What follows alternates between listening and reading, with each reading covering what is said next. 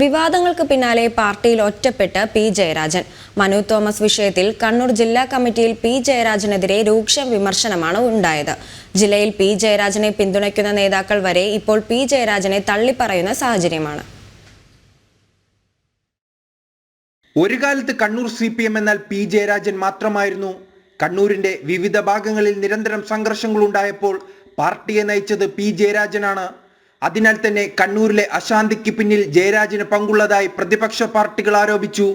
എന്നാൽ കൊട്ടേഷൻ സംഘങ്ങളുമായുള്ള ബന്ധവും വടകരയിലെ തോൽവിയും പി ജയരാജനെ കണ്ണൂർ രാഷ്ട്രീയത്തിൽ നിന്നും അകറ്റി നിർത്തുവാൻ CPMനെ പ്രേരിപ്പിച്ചു.